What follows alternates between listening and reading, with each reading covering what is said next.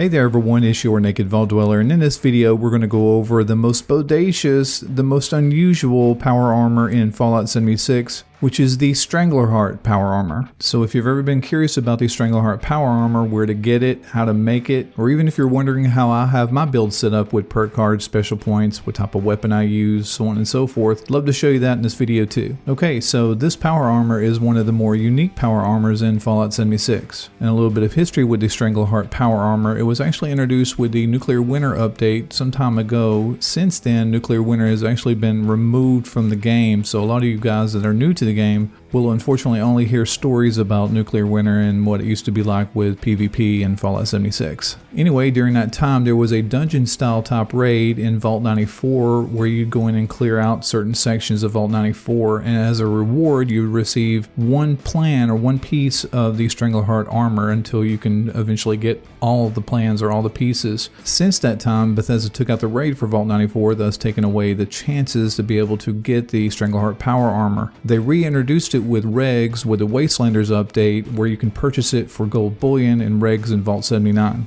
And as of today, the only place you can purchase the armor is through Regs at Vault 79 or Minerva for a discounted price. Looking at the Strangleheart armor, you would think it's not really a lot to look at. There's just a bunch of strangler vines surrounding a bunch of power armor, and that's pretty much the case. And overall, it's virtually identical to the Ultrasight power armor. In fact, you can use the same mods that you use with the Ultrasight power armor with the Strangleheart power armor. There are a couple of things that are different though. Most notably is going to be the radiation resistance, whereas the Ultrasight power armor has 393 resistance. The Strangleheart power armor has a whopping 500 radiation resistance. Also, if you have a complete set of Strangleheart power armor, you also get the Strangleheart set bonus, which gives 50 acid damage to nearby enemies for 4 seconds. Okay, so that's just about all the backstory and some of the things that you can expect to see when you get the armor. So where do we go to get started when we want to make it? And that's where you're going to want it to have completed the Wastelander quest line in Fallout 76.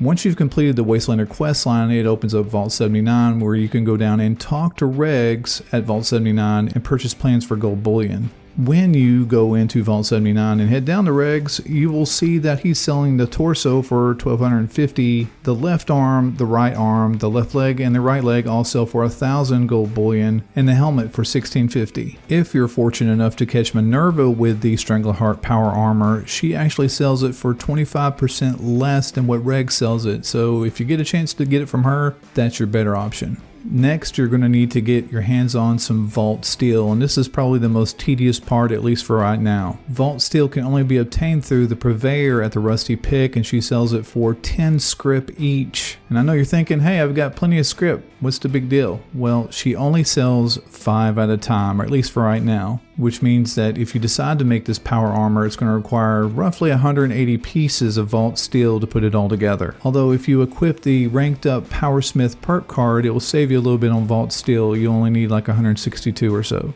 Now, after this latest cut of data comes from the PTS, we're actually going to have 500 that we can purchase at one time, which, all works out. But until that point, you're going to be doing some server hopping. Now that we have all the Vault Steel that we need, let's go ahead and start putting the armor together. You'll need to make sure that you have one power armor frame available to you before you get started. Just remember, when we're piecing the Strangleheart together, it's not going to be that much different than the Ultrasight power armor. You would think that for as long as I've played Fallout 76, I'd have all the mods for the Ultrasight power armor, but I've never been able to put my hands on the Tesla coils or the Tesla bracers. Maybe one day. Anyway, we'll just put on what we can. You can also add legendary effects to your Strangleheart power armor. We're not going to cover that in this video because I kind of want to gauge the amount of damage that I do, not based upon legendary effects. So we're just going to skip that modification. For the Strangleheart helmet, I'm going to add the internal database. It's going to give me a +2 intelligence. For the left arm and right arm, I'm going to add the optimized bracers. It's supposed to reduce the action point cost for power attacks, even though I don't really do that many power attacks. For the left leg and right leg, I'm going to add the kinetic servos, which increases the action point refresh while you're moving. And there's a ton of things I can do with the Strangleheart torso. I'm actually going to go with the emergency protocols because I try to run somewhat of a bloody build. It's kind of a weird build. With emergency protocols, when your health gets below 20%, your speed increases by 25% and incoming damage is reduced by 50%. I like this power armor set because I like to be able to tank enemies, but I also like to be able to do damage just like anybody else too.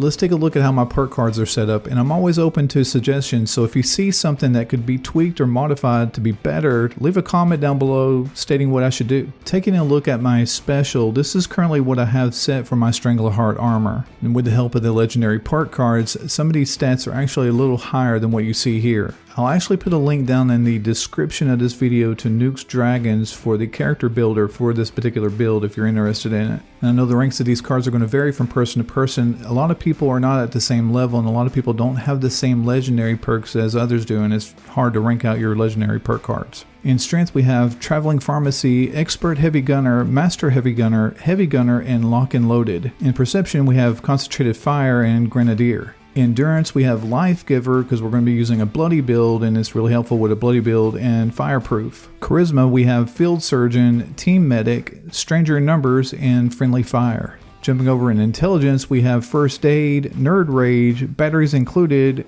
Demolitions Expert, and Stabilized. Agility we have Adrenaline and Born Survivor. Finally in luck I have Class Freak, Starch Jeans, One Gun Army, and Ricochet. Legendary perks are a little different, especially for people that have not been playing the game for very long. If you're working towards a higher end build or just something you could build from, then take a look at how my legendaries are set up. They may not be exactly what you want. Don't put something on there unless you absolutely want it. That's my best advice. Besides, don't eat yellow snow. Don't eat yellow snow and, put whatever you want on there. And for my legendary perks on this build, I have Strength, Endurance, Intelligence, Funky Duds, Electric Absorption, and Taking One for the team. Also with this build, I use the Bloody Death's Breath Maximum Capacity Napalmer, which is basically a flamer, which does an insane amount of energy damage, which I'm about to demonstrate for you. Primarily, whenever I swap my build up and use a Strangleheart Power Armor, I use that in groups of people so I can support them and what they're doing. Using this build allows me to draw the enemies off of other people and keep them on me while they're able to freely hit them or shoot them from a distance without being in danger of getting hurt. And this build is also pretty fun to show off too. You can go inside White Springs and pretty much have all the ghouls inside there hitting on you at one time and not kill you. And for all the power armor users that are out there, I'm curious what kind of builds you all use. Do you use a Strangleheart Power Armor, or is there another power armor that you're kind of fond of? I know whenever I first started playing this game, I got a hold of some Ultrasight Power Armor, and that's all I did was melee and Ultrasight for like a year straight. That's all I did. It was pretty boring for other people to watch, but I had a lot of fun doing it. Anyway, I'd love to get everybody's feedback on the Strangleheart Power Armor. Is this something you intend to use, or is it a little too abrasive? Does it look like it belongs in a greenhouse? What is your thoughts? And that's all I'm going to have for you with the Strangleheart Power Armor. Hey, thanks for watching, guys. If this video was any help to you all, give it a thumbs up. And if you're not subscribed, go and hit subscribe, because I would love to get to know you guys. In any case, I look forward to seeing you guys in Appalachia really soon.